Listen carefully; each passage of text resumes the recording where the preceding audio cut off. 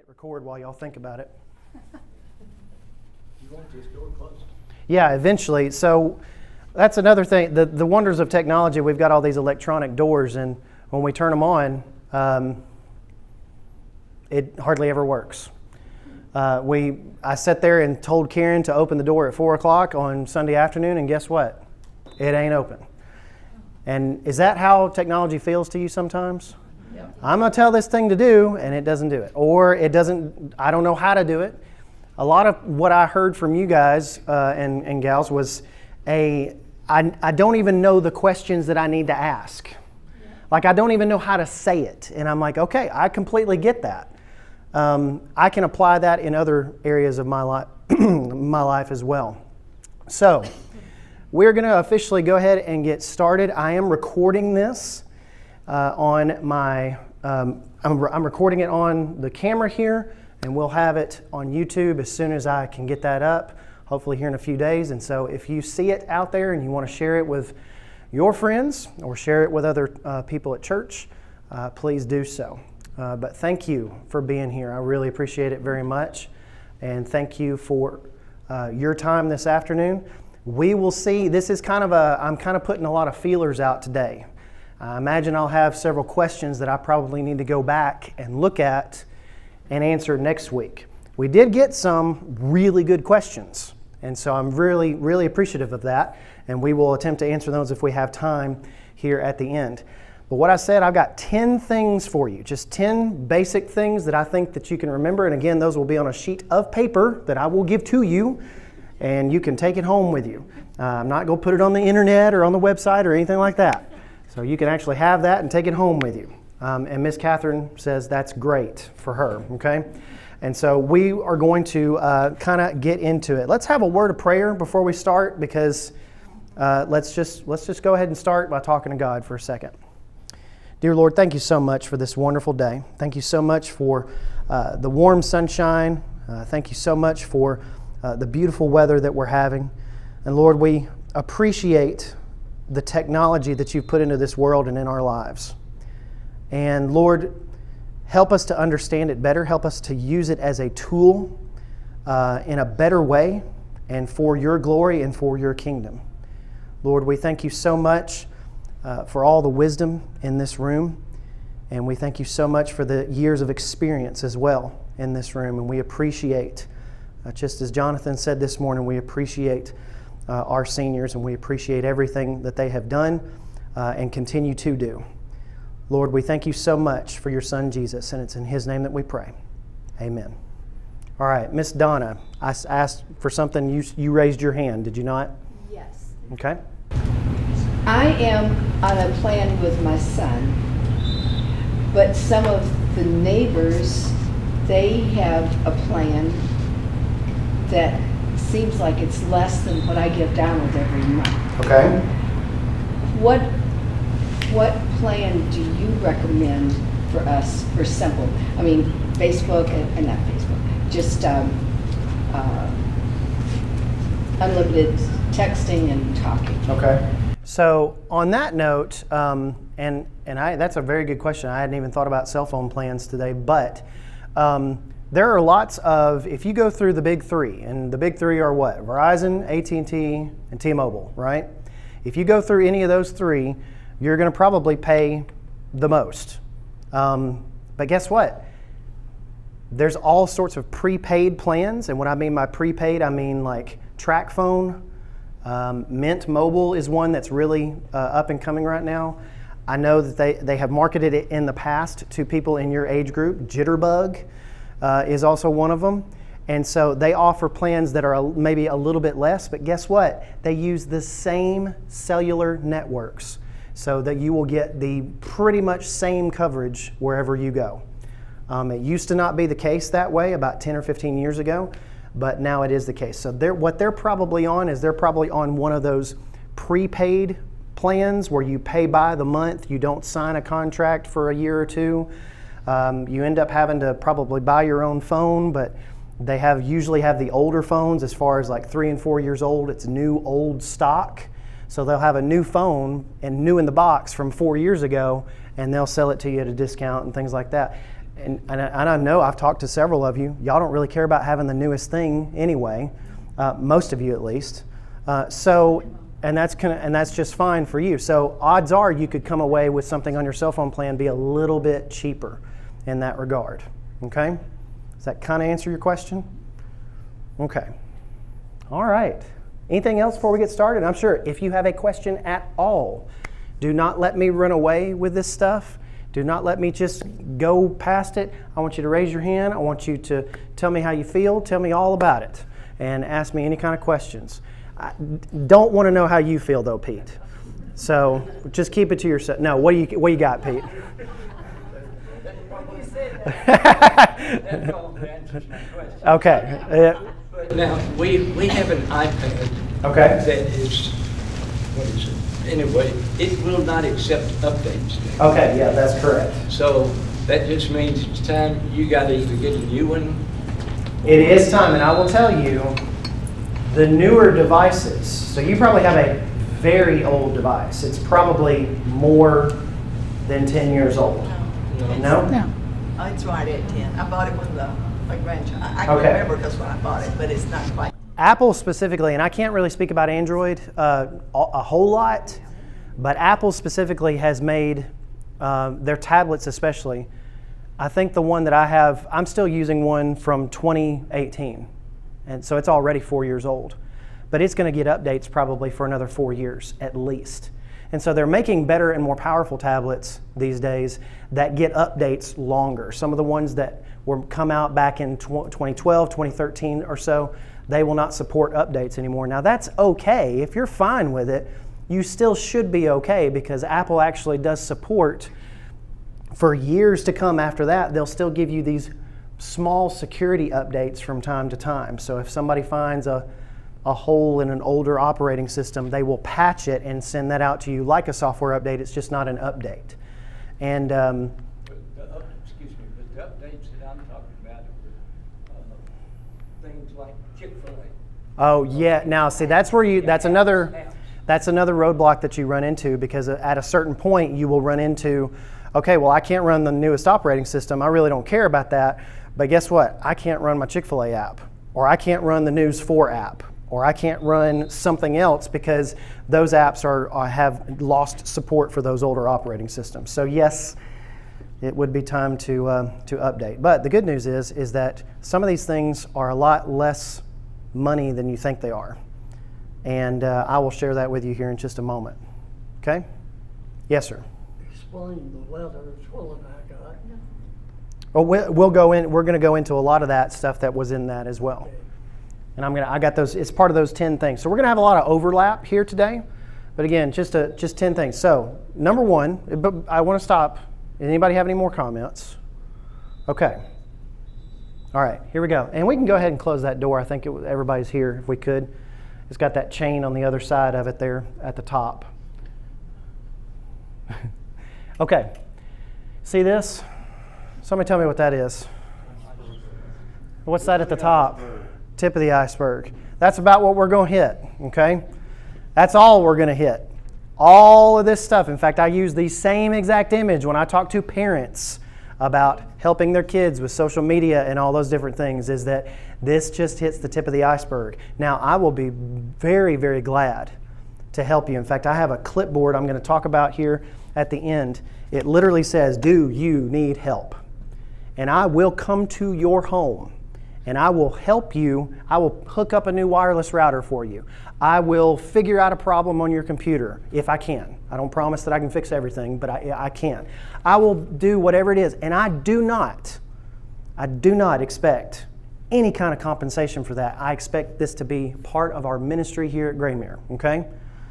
Now, we're going to have that opportunity for you here at the end. But again, if you need it, we can go deeper under the water, so to speak, okay? But here today and probably next week, we're just going to hit the tip of the iceberg. Now, the first thing, it is incredibly important. And again, all of these will be on this paper. It is incredibly important to have good passwords. And this one right here, this is the hardest part for you guys. I don't know why. And remember them, okay? You know what say what now?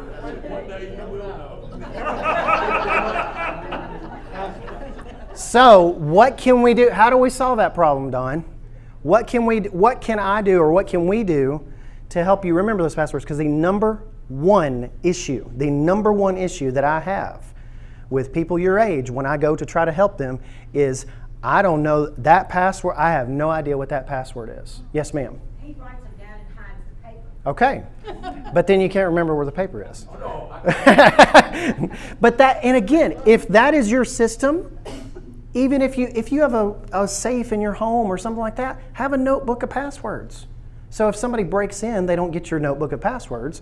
But again, if you've got to write them down, that's okay. I know a lot of people make fun of that, but if you've got to write it down, that's okay. Now, can somebody tell me what is the most important account to have a good, long, strong password on?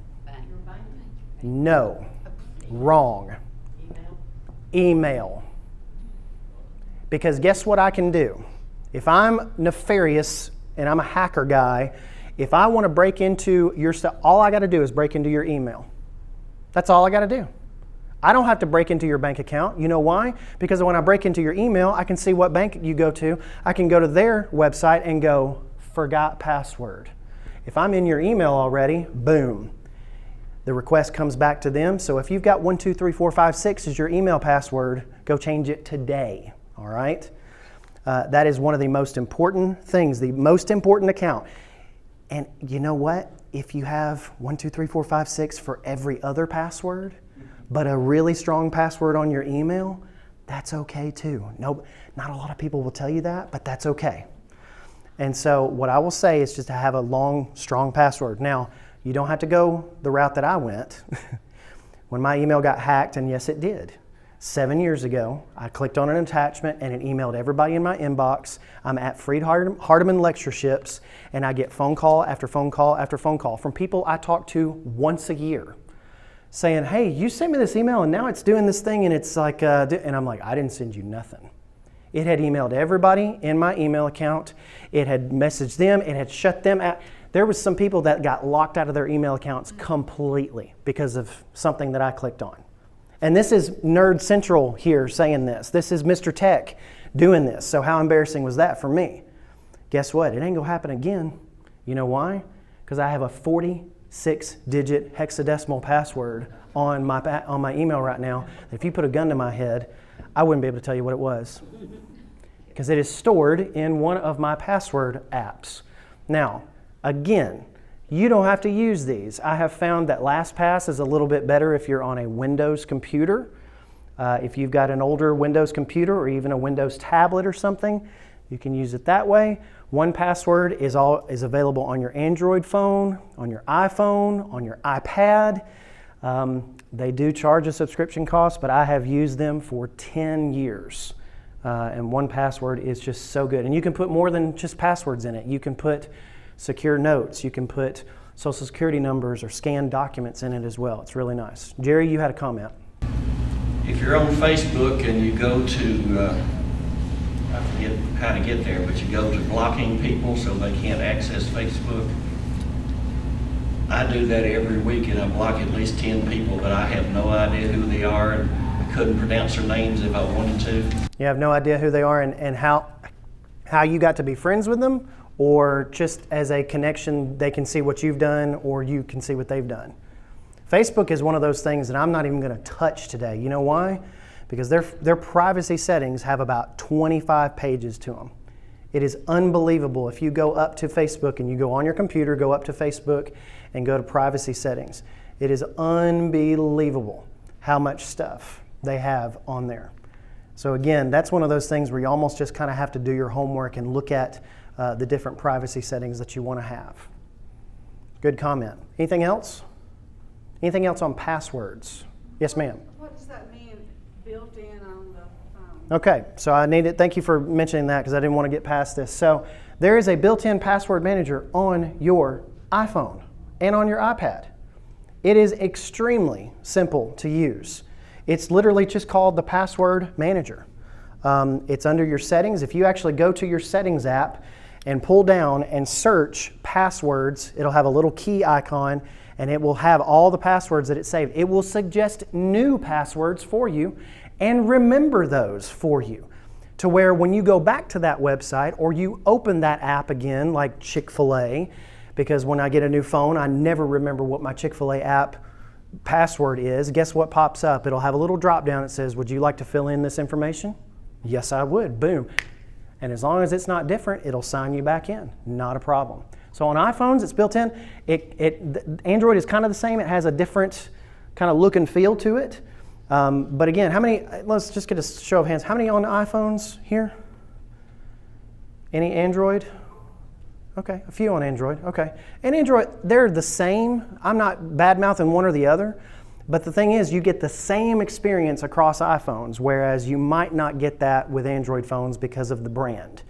If you have a Samsung phone or an LG phone, they may look different. They may have slightly different things. But there is some things that you can look at as far as password managers, some that are built in that are made by Google that will remember your passwords for you. Okay?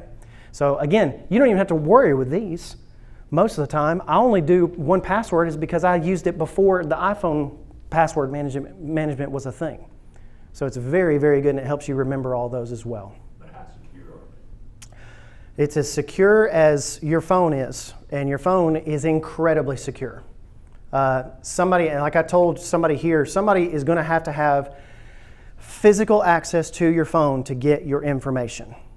You just do not hear about Apple's data leaks, or Android for that matter, data leaks, because these phones are actually much more secure than your Windows laptop or your Mac laptop ever thought about being. Just because they've been able to build these things in the last 15 years, and the privacy and security has just gotten better and better and better. And especially since they have the facial recognition now, as well as some of you probably still have the phones that have the thumbprint. That makes it all the more secure right there. So yes, it is very secure. Now, are there ways to get around that kind of stuff? Yeah, of course. If you have a weak password, if you don't have your face on your phone, if you don't have a proper thumbprint stored, and you just have a 4-digit passcode that's 1111 or something like that, yeah, it'll be easy to get on your phone and hack your phone. So you got to make sure that you do your part to make sure that you have a good password. And I know that you can get lost in the sea of passwords. It's kind of like looking for a needle in a haystack. But again, your most important one is your email. Second only is your bank, and then kind of from there on out. But with 1Password, I like it because I have a different password for every website, and I never have to remember it. The name 1Password, I literally have to remember 1Password to get those passwords in, and that's it. Okay, any other questions or comments? Yes, sir. Talking about the phone, do you recommend the customary 4-digit or to use the multiple digit? In fact, newer iPhones will actually require you to do a 6-digit now, because every number that you add makes it more hard for people to guess, or for software to guess your 6-digit passcode. So they will actually not allow you to do a 4-digit anymore, I believe. But I would absolutely recommend a 6-digit, which is good.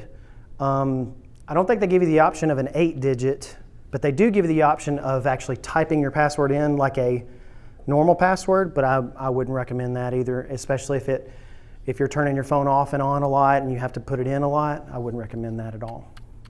And anything that you have to put in multiple times, if you're having to put in a password multiple times all the time, other than like maybe logging onto your computer, you really should have a password manager of some type to pop that up and say, hey, this is your password, autofill it, and you're off to the races on that. And again, I can help you set that up. Okay, any other comments? All right, moving on, number 2. Don't give out your personal info. I think you know that. But unless you initiated the conversation yourself, do not give out your personal info. And this is one of those things, it's kind of like, I know it, but then somebody calls, they sound legit, and they sound like they're official, and they're kind of putting that pressure on me, and maybe I should give them my bank account number, maybe I should give them a credit card number to do something. No. No one, including the IRS, no one will call you asking for money. No one. Now, if you call your credit card company to make a payment, then they're going to ask for stuff because that's a conversation that you initiated. That's why I put it on there. But let me tell you, no one is going to ask for your money except for Freed-Hardeman University. They'll call and ask for your money. But even then, I told them, hey, I'll send you a check. I ain't giving no phone. I'm not giving any credit card information over the phone or anything like that. And these guys will try to get you to use the Cash apps. They'll try to get you to use Venmo. They'll try to get you to use all these things, Apple Pay or whatever like that to pay with. Nope. Just say, I'll send you a check. Give me your address, whatever. Yes, sir. What about these people, companies, when you're ordering something, you have to give them your card? And again, that's a conversation that you initiated. If you're ordering that, then that's okay. And for the most part, credit card security is so good these days that if it's something unauthorized, or even if something that you did, they're probably still going to call you. I don't like having a credit card per se because I don't like the idea of a credit card at all. I'm kind of like a financial purist, I guess. I don't know what you'd call that. I follow a lot of what Dave Ramsey says, and he thinks that credit cards are just evil. I know that they are, but I have a credit card specifically for online purchases that is not connected to my bank account whatsoever. Because I had $1,000 in gift cards charged to my bank account one time through Amazon way back about 2012 or something like that.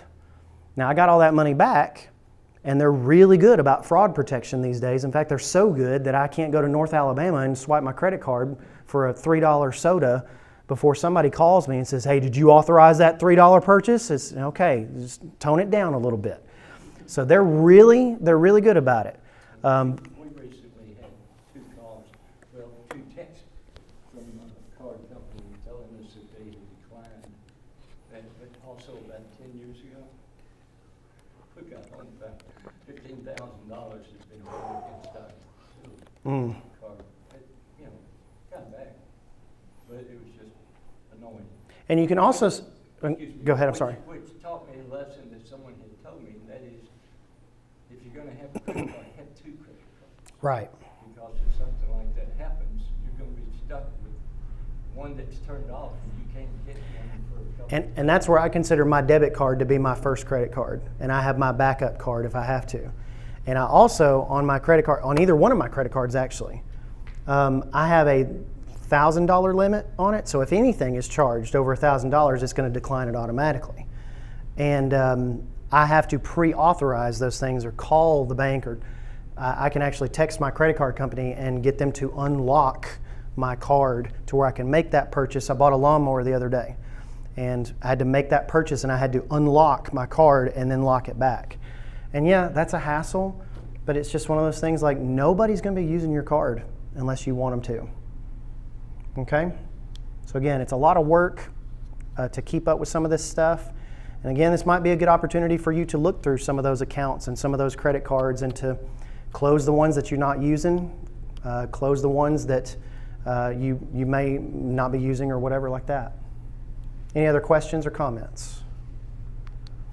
Okay, again, that should be a given. Don't give out your personal info. This also applies on anywhere online. Don't give out any kind of personal, don't give out even your email address in a comment on Facebook. Tell them to direct message you on Facebook. And that's a much more secure way of sharing like email addresses or phone numbers. Don't share a phone number or anything like that. Now I share public information and public phone numbers like the church phone number, church email addresses and things like that. That's a little bit different, but don't share your personal stuff in common things. Now texting from one person to another, that's a little bit different. I'm talking about putting something out there on public. Okay? Any comments? All right, let's keep on trucking. Don't answer your spam emails or calls. Now, I know what you're about to ask, so just hold on a minute. If you think it's spam, it probably is. Now, your next question is, well, how do I know it's spam? So how many of you have, if you have an iPhone, how many of you get those phone calls that pop up that say spam risk? Okay. Don't answer it, obviously. Okay?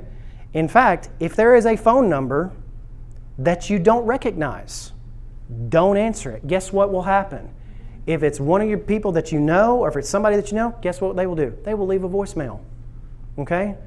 But if it's not, they're not going to call back again. These little places, they just do that. Now, I get a call, and you might see some patterns with this. Adams, Tennessee. I get lots of phone calls from Adams, Tennessee. Do y'all do that? Okay, good. Glad I'm not crazy. But I get a few different phone calls from Adams, Tennessee. Guess what? We're on, here at Graymere, we're on an AT&T business plan. And we still get them.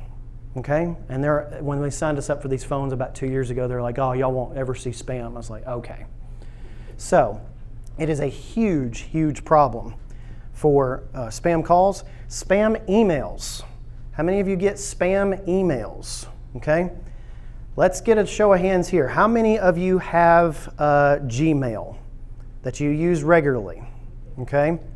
How many of you have something like through your internet service provider like Charter or Spectrum or any of that kind of stuff? Now, what I would tell you is that you really need to steer away from the Charter and Spectrum and things like that, because you're probably getting a ton of stuff that you don't like. Their internet filters are not, Google knows all. They know everything there is to know about this kind of stuff. They know everything about us, and there's no sense in denying it, right? And so they also know, I think I've gotten 12 spam emails maybe the last year on my Google account, and before then I couldn't even remember getting one at all. And so Google is very, very good at that. You can forward and auto-forward your email, not your spam, because it will go through Google's spam filter.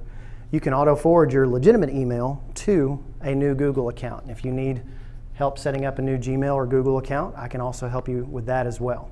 It's very easy. Google makes it very easy to sign in to any kind of email app and whatever. Charter and Spectrum and all those, they really don't. I helped out somebody one time that had a Charter, maybe it was Charter, maybe it was some other service, a CPWS or something, email that was like 15 years old, and it was a 4-digit passcode on it. And it automatically just reset by itself, and she couldn't access her email again. So if you cannot remember the last time you changed your email password, guess what time it is? It's time to change your email password, okay? Any comments, questions about that? Yes, ma'am. What about Yahoo? That is a name I haven't heard in a while. Yahoo had, I try to steer everybody away from Yahoo. Yahoo had a big mail break-in about 5-6 years ago. Stole a lot of users' data. They've been very irresponsible. And so I try to recommend against Yahoo for pretty much everybody. And again, there's trade-offs to any of this kind of stuff. You take Google, Google's going to be sifting through your email and sifting through your data and stuff like that. That's what they do. You are paying for it with your data. There's no such thing as a free lunch. Somebody's getting paid somewhere. And just because it's free does not mean it's actually free. So you're paying for it with your data. But I'm not a terrorist, I'm not hiding anything, so I use them just fine. Yes, ma'am. I get a lot of calls with a bunch of numbers across the top. You get a lot of calls with a bunch of numbers across the top. Does anybody get that? Yeah, I do. Yeah? Like international numbers, huh? They're about, Yeah, that's weird. yeah. So what I've found is if you answer those calls even by accident, guess what happens? It's like a gray hair. You pluck one gray hair and 3 more pop up. That's exactly what's going to happen. And I don't know how it works. I don't know if it's some huge server farm in Russia that's propagating all this other stuff, or it's some guy in Dallas, Texas with a Windows computer doing all of it. Who knows? But that's what happens is if you answer one, even by accident, they're going to be able to get you on the list and they're going to call you again. That's what I've found at least. I quit answering because my kids yell at me. Oh yeah, don't answer the phone. If it's a number you don't recognize, do not answer it. They will leave a voicemail if it's somebody that you know. Okay? Yes, ma'am. Is it important to change your passwords regularly if you have very, very strong passwords? No. Okay. If you have very strong passwords, and what I mean by strong is 12 to 14 digits or more, mixed case, letters and numbers, and special characters and symbols in it. And again, that's not something you're going to remember, but write it down somewhere. In fact, it would not hurt you if you have your email password as a long, nice 15 to 20 digit password. Make your Wi-Fi at home that same password. If it's a strong password, you can use it in a couple of places. Just don't use it in 65 places at the same time. That's what I'm saying. Okay? That's a good question. Okay, anything else? Any other thoughts about this? All right. You can probably do without that landline phone. Okay? Okay, now I've already seen 3 people shake their head like, no. Tell me why. Explain to me why you cannot do without that landline phone. Because I have to ring my cell phone to find it. You have to ring your cell phone to find it. That's the best reason right there. Next. Okay. That's good. That is one that did not cross my mind. Okay, well, she solved it. Let's go to the next one. It's a great number to give out, and it takes all your spam, gets all the spam calls. That is true. That's a good one too. That's one I did not think about. That's kind of, I have a burner email that I give out when they ask for an email. It's like something like, please don't email me at outlook.com or something like that. And they're like, oh, that's a funny email. And I'm like, yeah. And they just kind of, I don't want you giving me email at the place JCPenney. I don't need to get an email from JCPenney, right? But anyway, that's actually really interesting. Yes, ma'am. Your TV on and the number will flash up on TV, and you don't have to answer it. That I forgot about that as well. But it's not consistent. But it's not consistent? It's only on your home phone, not your cell phone. Landline, yeah, the landline. Yeah. Okay. I hear better on my landline. You hear better on your landline. I can understand that as well. I can actually understand that as well. So you put all these reasons together. And it still does not mean that you should have a landline phone anymore. And you can have 2 hands. To what? You're not holding the phone to your... Yeah, you can put it right here on your shoulder. Oh yeah, you can do that. Yeah. Be like my mom. My mom had a corded phone that could reach all the way across the house. I'd have to go under the thing like a trapeze artist trying to navigate our house when I was a little kid. I like our landline for George's doctors and nurses. I understand that And if too. we're away from the home, they leave the message and I call directly back. Now, that's complete. I get that. I understand. That's completely changeable though. In fact, I think the number one argument is that, well, that's the number everybody has. Or that's the number that's in the church directory. Or that's the number I've had for 47 years. I don't want to have to change it. But let me tell you, landlines are troublesome. It is 10 times more likely that a scammer will call you on a landline. It is 22 times more likely that you will get some kind of spam call on your landline. But we're not answering. We don't answer. But don't y'all get, and again, I haven't had a landline phone since I got out of college in 2008, no joke. Is it a fact of I don't understand how y'all can hear the phone ringing nonstop, because it does, right? It doesn't? It's not that bad? If you don't answer it, they don't call back? Okay. See, I'm learning from you too today, okay? I'm learning from you too. Yes, ma'am. I don't know about other people's, but our answering machine, we can set it to answer after so many rings. Okay. So I've got 4 rings. Okay. And if it's somebody you know, you better hurry, because it will quit at 4 rings.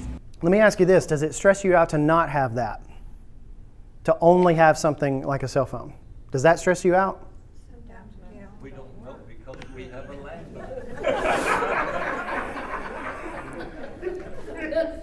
If your electricity goes out, which phone's going to work? Now, cell phone for a while, obviously, you're going to need to charge it up. Did you know that every cell phone tower has a 7-day backup battery? So if the cell phones go out, they can handle an average load for 7 days. Now, that should give you a little bit of security. Also, you're not tethered to that, but those phones are changeable. So I would say the companies like AT&T, they understand how much the older generation, such as yourselves, wants that landline, and they charge you an arm and a leg for it. How much are y'all paying on average for that every month? $20? But they try to bundle you, don't they? Is that still a thing? Okay, they don't try, they do that. So we've never had a landline phone since moving here 7 years ago. We've never had cable since moving here 7 years ago. What's the average cost we're in the bundle? The phone, TV, and internet. What is y'all's average? Just shout me out some numbers here. 200? Really? Who is that crazy high, or is that? That's average. Y'all. Oh. Now, I did want to point that out. If you don't have another choice, you might not have it. How many of you only have one choice where you live? You only have one choice of internet provider. And who is that out where you live? Okay. Spectrum is actually not too bad, but what I would recommend is you can do all of this. You can do all of this with just the internet. You can make phone calls over the internet. You can get your TV over the internet. These CPWS, in fact, I think I've got a slide up here. CPWS has internet, really, really good internet for $50 a month. And it's one less bill, and it is combined on your utility bill. I've had it for 5 years now. I had Spectrum when we first got here. I changed over to CPWS. It has been rock solid and wonderful. Now they don't give you a router. They don't give you any kind of anything else. You got to buy all that yourself. But me being the nerd that I want to be, I kind of like that. But another thing is YouTube TV. Does anybody have YouTube TV in here? Okay. Fred, what do you think about it? Best thing I've ever done. Best thing you've ever done? How about that? Unlimited storage and DVR. Unlimited. You can record anything you want. Just ask my wife, okay? Every time I come on there, there's 18,000 movies that she's recorded to choose from, okay? It is phenomenal. Can you get local channels with YouTube TV?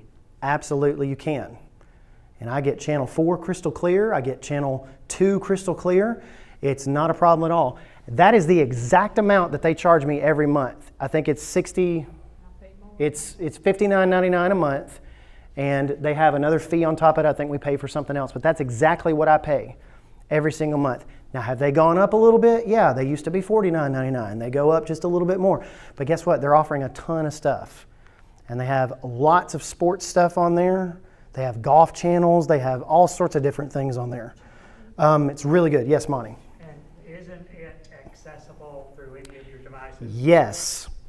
It is accessible on your iPad, on your phone, on your Android phone. It is accessible anywhere. I can watch my local channels when I go out of town to go speak somewhere. When I was in California, I was watching Channel 4 on my iPad. It's really, really nice. So anyway, just throwing that out there. And again, how many of y'all live within that you can get CPWS for internet? Do you know? If you get power and water and stuff through them, I don't think that qualifies you for internet necessarily, but it covers quite a bit of people. And so I would highly recommend looking at and calling CPWS and seeing if you could get internet through them, because it's really good. And if you need help with your router, call. And if you need help with your router, I'm right here. I'm right here. I really can help you out with that. Okay, Pete and then Donna. All right, I'm getting ready for a new level of ignorance. We were talking about landline. Yes. And now all of a sudden we're talking about this. I'm trying to say What happened to the landline? Y'all threw me out on the landline. Y'all said, forget it. We're not getting done with it. I said, okay. Hey, if you want to stick to your landline, that's fine. But I'm telling you, they have every tactic in the book. If you go and call them and say, I want to terminate my service, they're going to offer you rock bottom. And they're going to say, you can get your landline for $2 a month or your cable for $16 a month. And they're going to give you a really good price for about 6 months. And then it's going to go right back up to where it was. That's what's going to happen. And that's how they get you. All right, so what we're talking about right now is television. Television, saving money, landline, all this other stuff. So probably don't need the landline. You probably don't need cable anymore. Because with something like YouTube TV, you can really get everything that you want, and it's internet accessible. You get ESPN? Yep. ESPN 1 is SEC Network. 2, They just added Hallmark. That's why they jacked the price up about $3 because you get Hallmark now.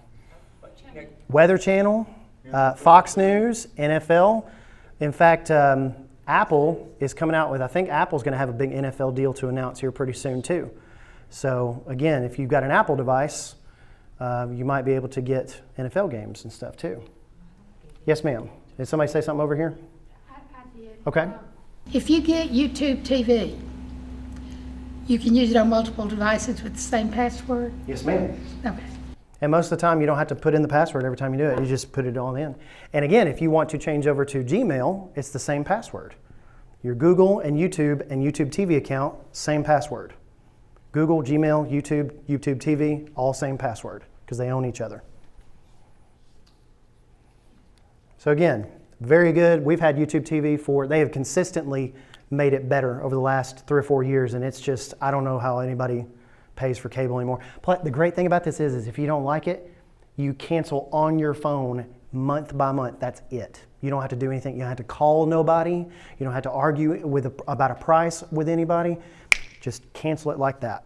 That's what I love about it. And there's a couple of other services that offer cable TV and streaming TV. Hulu does it. A couple of the other different services do it, but I've never used those, and YouTube has just always been the best for me. And to make that work, all you have to have is a TV that you bought in the last probably 5 or 6 years, or you can get a relatively cheap stick or a box.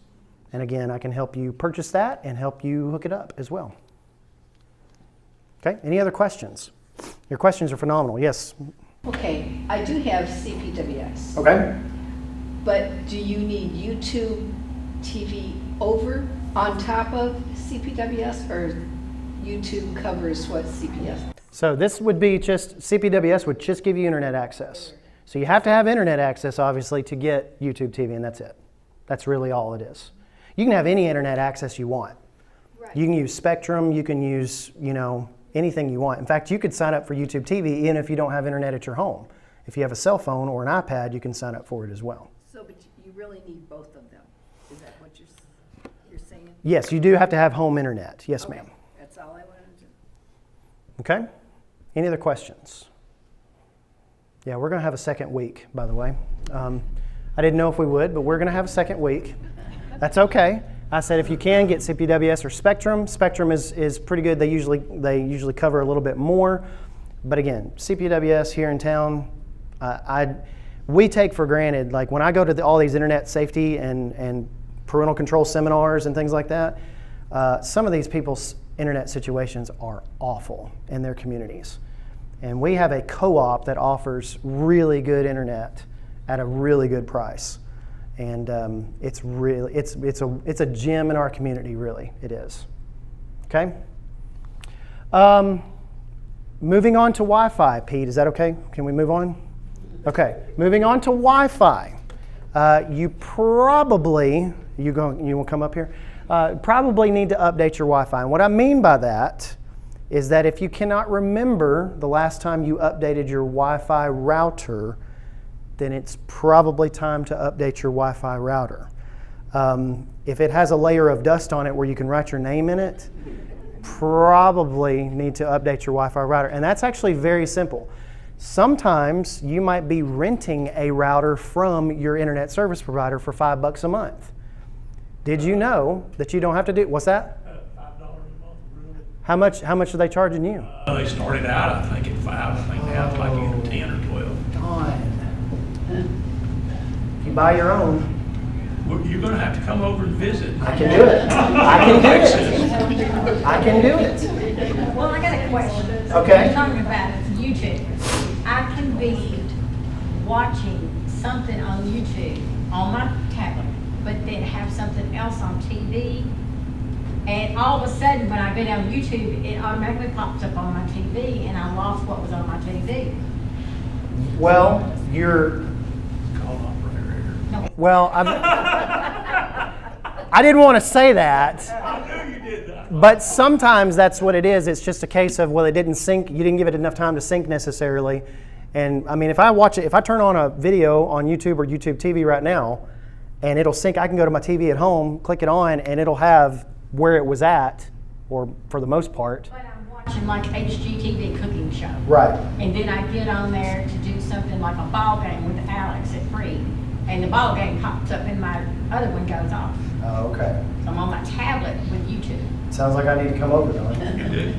I'll come over, we'll figure it out. Okay? But yeah, it's and there are really, if you have not bought seriously though, if you have not bought a Wi-Fi router in the last 5 years, there have been great advances in all that kind of stuff. They're smaller, they're way more effective, they'll give you better speed, they'll give you better coverage throughout your home. If you ever go in another part of your home and you just can't get the Wi-Fi, your phone's not connecting really well, normally you just replace your Wi-Fi router. These cover a lot more better square footage these days.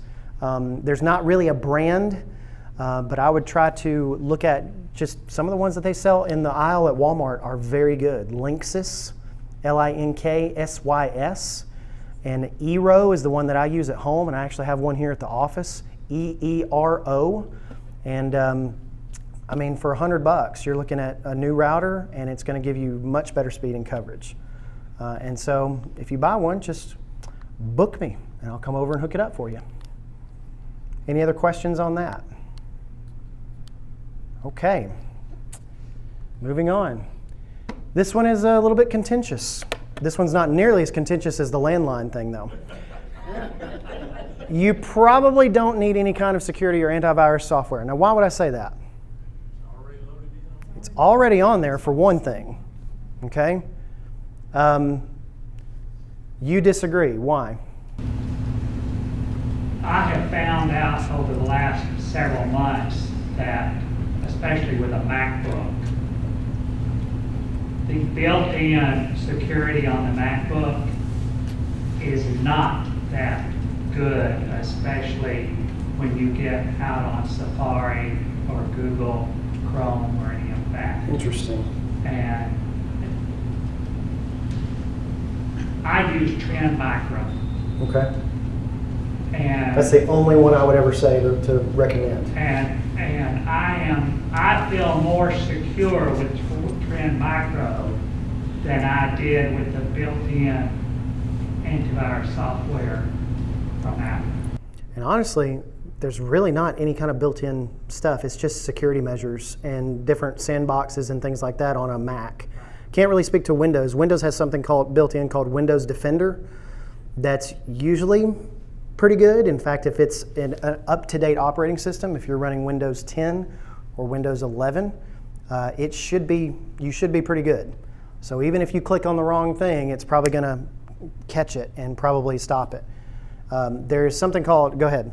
And what I like about Trend Micro is when you do a Google search, it tells you automatically which ones are your malicious sites and not to click on. Mm-hmm. And prior to Trend Micro, that was a little iffy with. It would just give you the 404 page, and it would not. Yeah, Trend Micro is one of the ones, and we'll put that up somewhere. We'll get a link to that on somewhere that you can look at. But that is about the only security suite that I would even recommend. The rest of them are garbage, and they cause more trouble than they're worth. They slow down your computer. They come pre-installed on your computer sometimes just because of somebody paid somebody else to do it, and they're just garbage. And so any kind of AVG antivirus, any kind of antivirus software that you have is probably not all that great. Trend Micro is about the only one that I would say is anywhere near doing what you want it to do and being unobtrusive about it. The other ones, they pop up stuff all the time, and it's ridiculous. How many of you have antivirus or any kind of security software on your, okay. And again, I'm not telling you go home, race home and take it off. Don't do that. If it's working for you, then just, what did it say in the Andy Griffith? Just let her ride, Just let her ride, okay? If it's working for you, don't do anything else about it. What I would recommend is if you are having trouble, there's a couple of software programs that I would go through and download if I come and look at your computer. One of them is Malwarebytes, and Bytes is spelled B-Y-T-E-S, and it usually finds a lot of different stuff. Instead of viruses on computers these days, it's mostly adware, spyware, and malware. Spyware is stuff that spies on your computer, logs keystrokes, logs websites, all sorts of stuff. Adware is usually something that you've clicked on an ad and it downloaded a package to your computer, and you keep getting pop-ups and different things like that. And malware is malicious software that it downloads. It's almost like a computer virus, but it's not, and it will take over different aspects of your computer, and you usually have to completely reinstall your operating system and move forward from that. But Malwarebytes has been really, really good at getting rid of a lot of that. So again, not telling you not to use it. That's why I put you probably don't. So if you don't have it on there, don't worry about it. Just don't click on bad stuff. Yes, ma'am. What about Charter Internet Security Suite? I saw your question about that, and we're going to hit that here in a minute. Okay? All right, it's 20 after 5. We've got just a few minutes left here. We've got about 20 minutes. Anything on this as we kind of move on? I have another dumb question. Yes, sir. It's not a dumb question. I just bought a new computer about 4 months ago, probably. And it's HP, it's got a Windows 10 operating system. I have no idea what security, I mean, it came with no instructions, and only at least a little booklet.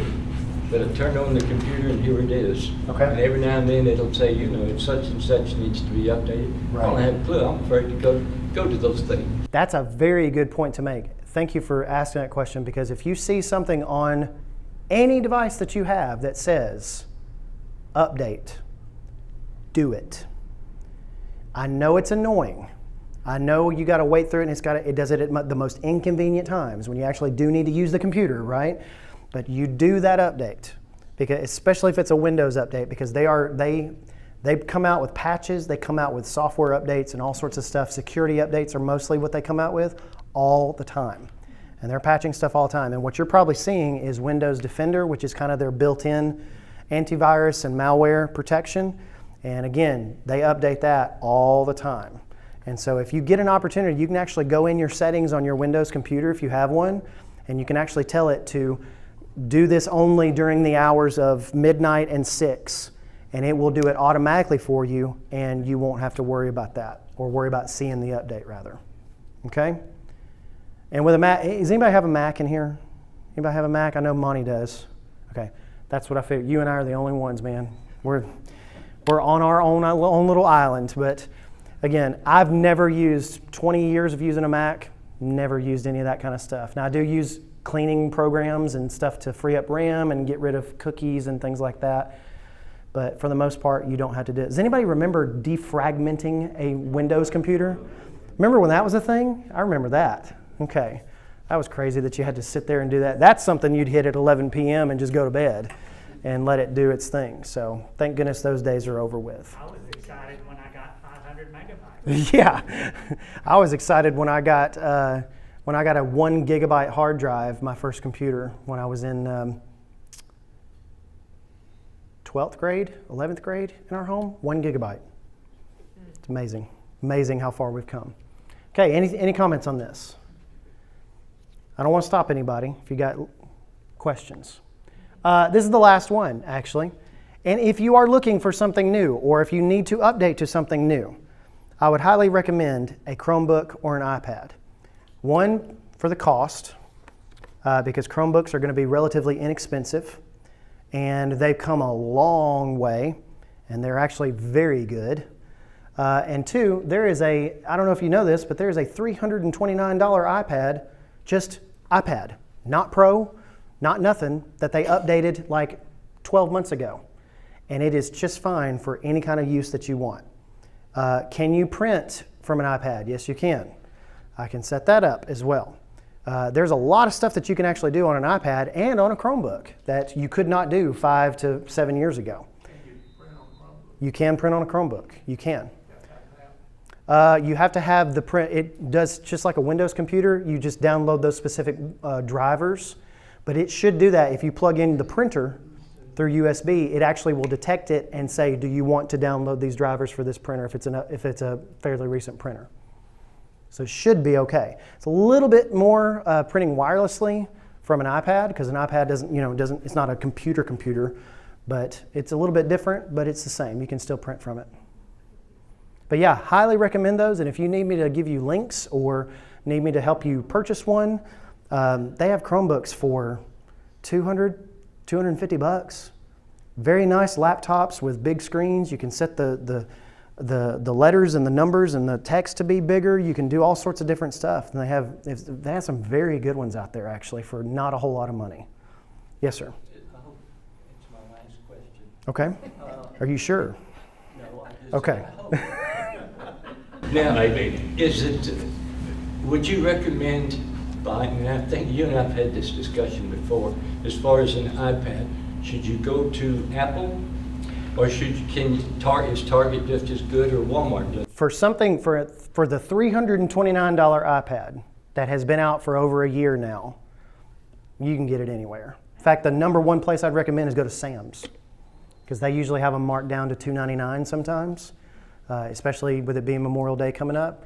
If you're in the market, you might check. They might have some Memorial Day sales, and you can go get you it's just literally just is it 10.2? It's a 10.2 inch iPad. It's just literally just iPad. That's all it is. Now, you might need to get a case with it. It doesn't come with anything. It comes with a charger, but that's about it. So you might have to get a case on Amazon or something like that. But it's the best. The $329 iPad is the best deal in technology, and it has been for several years now. It is a phenomenal little device. You can do almost anything with it that you want to do. Is it new or refurbished? No, this is new. So, and you should be able to get it. So you might get it for $319, $309 or something like on Amazon or Target. I don't know if y'all have the 5% off debit card at Target, but it works for that. So if you just use that and you get 5% off of any kind of purchase, you can get that as well. And so again, if they go on sale all the time, just watch them on Amazon as well. But yeah, that's not something that you'd have to go directly to Apple for, no. I would only go to Apple directly if you're buying a new product that they've come out with recently, because then you're not going to get it for cheaper anywhere else anyway. But something like this that's been out for a while, pretty much anywhere. Yes, ma'am. A refurbished iPad on Apple for $199, and it has a full warranty just like the new one does. And that is there's a refurb store that is not very publicized on Apple's website, and if you can find one on there, yeah, that's an absolutely great route to go, because Apple Refurbished, they will ship them back to California.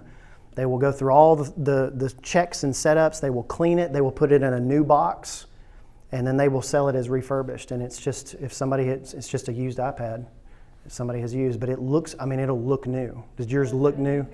Yeah. A new cover, I don't know what you call it. Yeah. Chad, Yes, ma'am. I went to the Apple store with my old iPad to get a new one, just to look. Mm-hmm. They gave me $150 for my new one and then gave me something off of the iPad. And Rick said, get it quick, because I got such a good deal. They will. And Now, they took it back for $150. And that is a very good point to make. If you have an older iPad, and it really doesn't matter to them how old it is, if they're running a certain promotion or a certain week or something, you could get it for $50, $100, something like that, or even $150 like that, what she got for hers, and you can get it as a credit going towards your new one, and you get a brand new iPad for half price.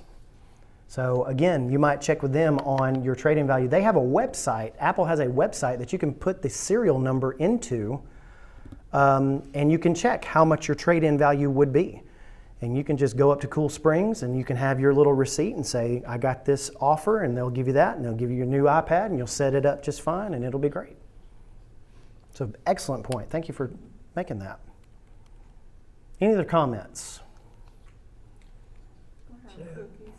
What are cookies? Cookies are breadcrumbs, and I know that's, but imagine cookies as a trail that you leave around the internet. That's all it is. Your identity, your online profile or signature follows you from site to site. And it follows you sometimes from app to app. So if you switch between the Facebook app and then you go into the Fox News app, it's going to follow you there, and there's going to be individual breadcrumbs and little cookies. I don't know why they call them cookies, but there's a trail that all those cookies trace you around. And the reason why you see that on every single website now is because of something that happened in the EU, in the European Union, that they passed, I don't know, 3 years ago, Monty, maybe 2 years ago, something like that, called GDPR. And I couldn't right now tell you what that means, but it's some kind of digital rights management. And they are real serious about that in the EU. And every site that operates in any European country has to throw that warning up and say, hey, we use cookies, just so you know. And all these sites are using cookies because they're tracking you from site to site, just hopping around on the internet. That's just how it is. But that's your answer right there. Doesn't it say allow or don't allow? Yes, it says allow or don't allow. Well, do it or don't. So if you don't allow it, there's a potential that it could break some things, meaning it could like make the site look weird.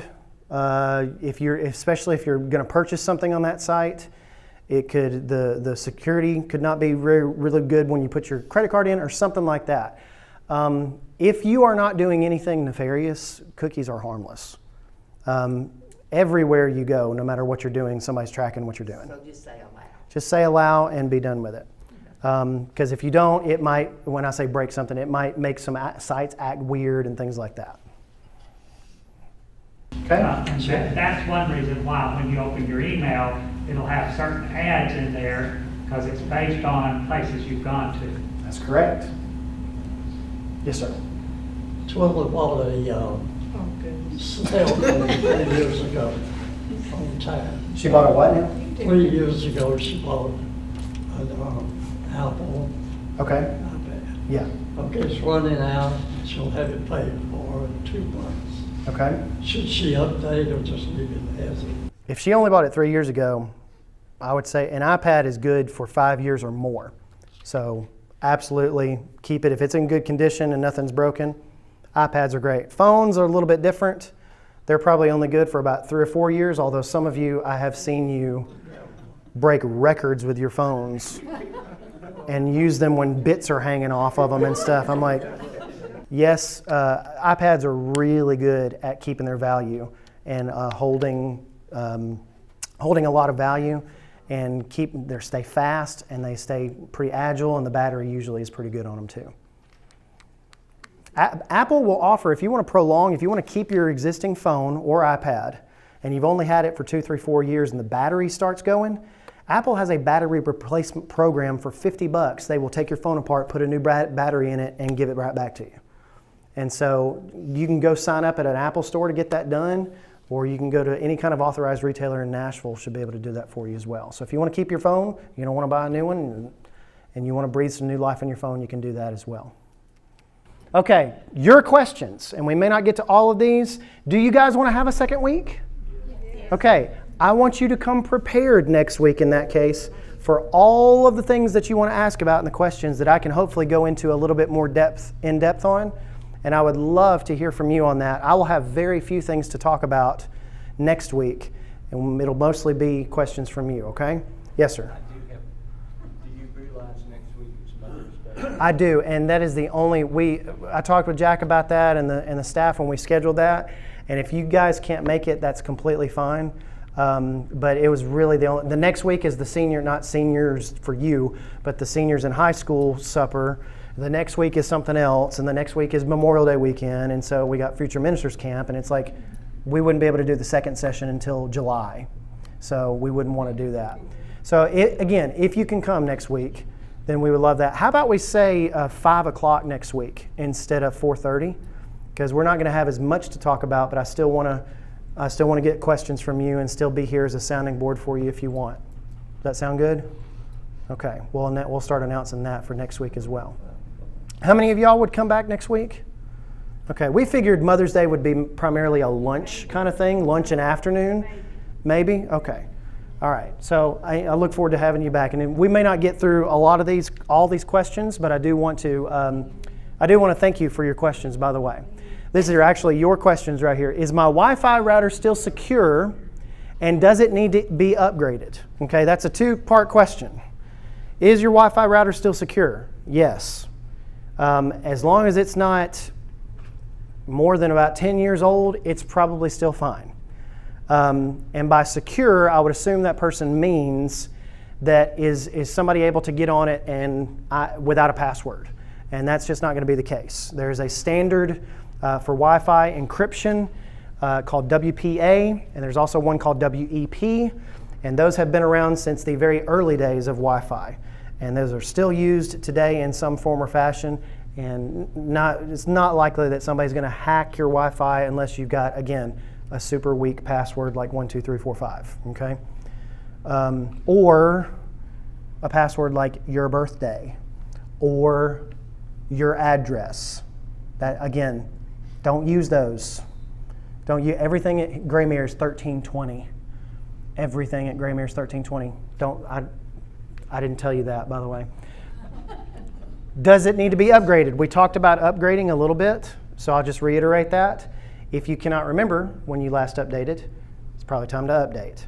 And that's very simple. You buy the new equipment, and I will come over and hook it all up for you. You don't have to pay anybody. Okay? Do they update automatically? Some of the older Wi-Fi routers do not. And some of them do. In fact, some of the newer Wi-Fi routers do not update automatically. You have to manually do that. So odds are if you have an old Wi-Fi router that's 4 or 5 years or older, then it probably has not been updated to its latest security software. But that is a not easy process with older routers. You got to literally plug into it. You got to log into it. You got to download the firmware, let it update. It is a headache. The new Wi-Fi routers do it automatically. In fact, most of the Wi-Fi routers that you will buy today will come with a companion app for your phone. Very simple to look at, very easy to use, and it will literally tell you. I wake up some mornings and I'll have a little notification on my phone. Your Wi-Fi router was updated last night, and here's your speed. It's really great. Okay? So again, any questions on this question? Comments? Explain extensions like in Chrome and what is safe versus what is not. Okay. How many of you run up upon this, extensions in Chrome? Anybody? Okay. There is certain things and add-ons that you can add on to things like Chrome. Chrome is the #1 browser in the world. It will not act up, and it will grant you access to any website that you want. The browsers are not made all the same, though. And if you're using Chrome, you have to assume that Google knows what you're doing and that they have a little bit of your data and that they're sniffing and seeing exactly what you are doing. That being said, if you have extensions, you are literally granting access to certain things. I have an extension on my browser called the 1Password extension, and it allows me to use my 1Password app to fill in my passwords on websites for me. It's really nice, it's really convenient. Some extensions are not that friendly though. There was a question, I don't know if it was browsing protection. Oh yeah, this was the follow-up question to that. The Adobe Acrobat Chrome extension, good idea or not? If something you got to look at when you go download an extension, or any program for that matter at all, program or an app, and you got to see if it's a legitimate software developer. Adobe actually runs this, and it is verified by Adobe, and they'll have little certifications on the side. A good way to look at extensions or apps or programs is to look down in the reviews and see what people say about it. If there's a bunch of 1-star reviews and that people say this is garbage and this doesn't work and this is spam or whatever like that, it's probably a good clue to not download it. But again, something like Adobe Acrobat is going to be the official app made by a big company like Adobe. It's going to allow, Acrobat allows you to look at PDFs when you're in Chrome. Now that functionality is built into Chrome. You don't actually have to use that. So sometimes the functionality in your web browser is actually built in to where you don't have to download any kind of extension. It's going to just do it anyway. Most of the time you can get away with not using an extension for something.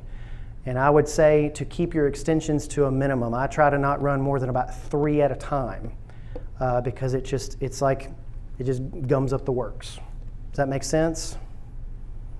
You can do some of that on like an iPhone and an iPad, and they have extensions available now on iPhone and iPad, but it's not something that you really want to get into, and it's a little bit more complex than this. Okay? Versus what is safe and what is not. Answer that question? Okay. Browsing protection on a browser, on Chrome, on Internet. By the way, if you're still using Internet Explorer, please use something else. You need to use what's called Microsoft Edge. It's their newer browser. Internet Explorer was, I believe, deprecated in 2019. So you need to just get off of that. If you're using Chrome, Chrome updates automatically. If you're using Microsoft Edge, it's like the successor to Internet Explorer. It updates automatically as well. Okay? So you don't ever have to do it. You just have to restart it, and it will have updated. Okay? So if I'm using Charter Security Suite, do I also need to use the ones from Microsoft or Windows? Windows Firewall Security? No, you do not. In fact, you only need to use, if you're using security software at all, or antivirus software at all, one at a time. Now that doesn't mean you need to go, I think this was your question, that doesn't mean you need to go disable the other things or whatever, but odds are you're going to have a lot of crosstalk and you're going to have a lot of competing programs. They're going to try to block one another and it's going to kind of really get crazy there. So I would, if you're having trouble with that, I would go disable Windows and Windows Firewall and things like that. Well, not Firewall, don't disable Windows Firewall. But every time there's an update, it pops back, it gets back in there. Right, and I would honestly, what I would do, if I was in your shoes, I would just not use Charter Security Suite because odds are it's not updated as much as Windows is. And I think that, the Windows, they probably know a little bit more about what they're doing. Not trying to badmouth Charter or anything like that, but, and again, if it's working for you, if you don't mind turning it back off or on. It works okay, I just always wonder about when it conflicts with each other. I Yeah. can see when it does. Yeah, and they'll. And I've never been hacked, I've never had any of those issues. Well, there you go. So you might just keep going as it was and just kind of deal with it maybe. But again, on something like an iPad or a Chromebook, that security is built in. Not saying that hacks or viruses never happen on those, but it's incredibly rare for those kinds of devices. Just because they're different. They're different architecture. They were built differently than Windows. Windows is using 30 years of legacy stuff that they got from the 80s and 90s. There's still bits of that in the software today, and they have to account for it. Okay. Adobe Acrobat, let's see. How safe is hotel Wi-Fi connections where you're required to log in yet it's still an unsecured connection? You ever done that before? You're at a hotel, you're at a resort or something, you log in and it's still like an unprotected, it doesn't require a password?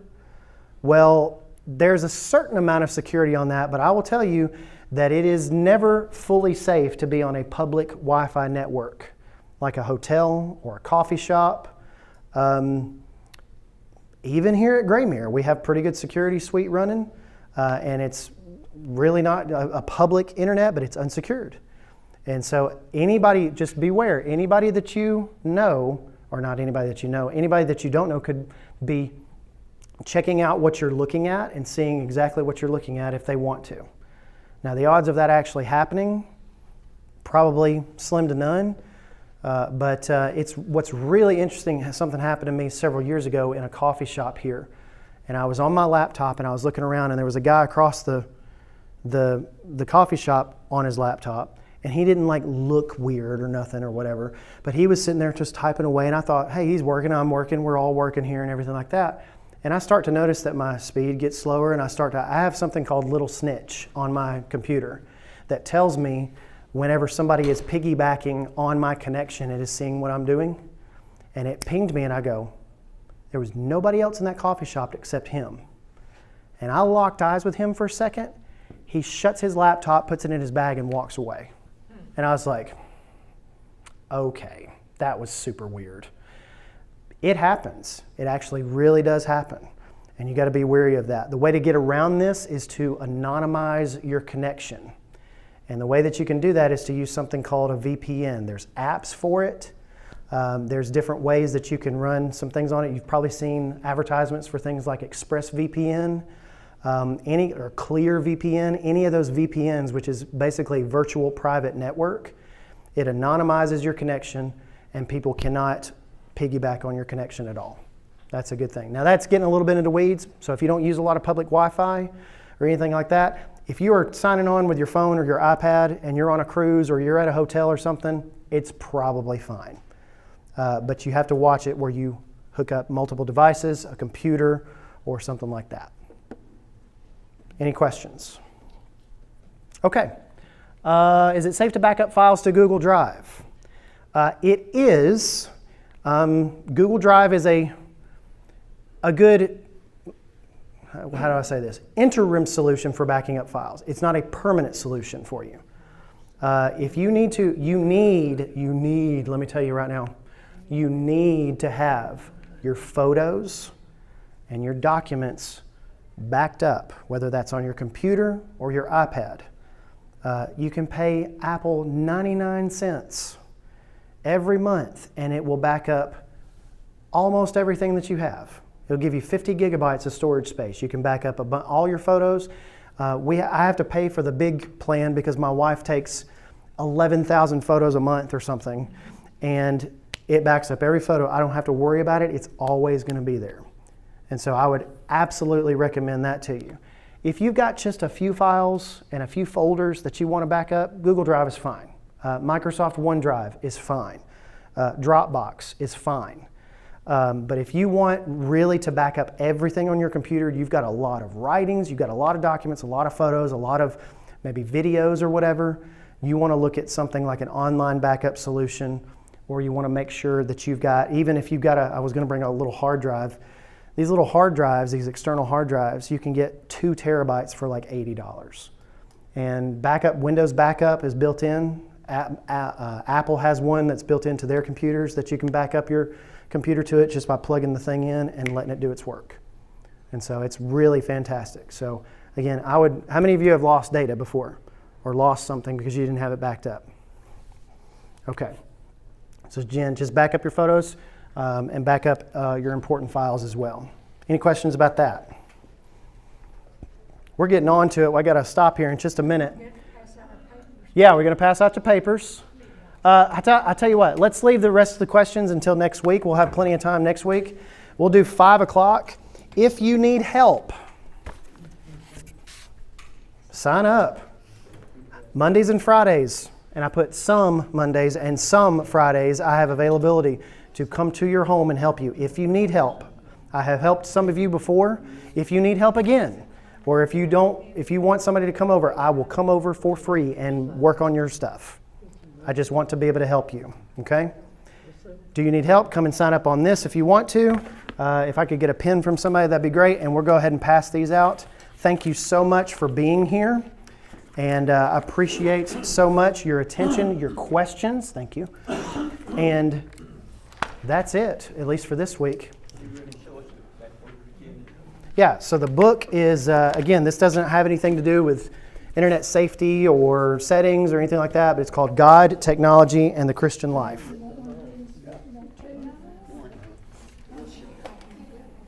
So these are just the 10 points that I covered. If you have questions, please ask. If I didn't cover anything, which I know I didn't hit everything. Remember tip of the iceberg? If I didn't hit everything, if I want to cover something next week, please get with me about that. Thank y'all very much. You are dismissed.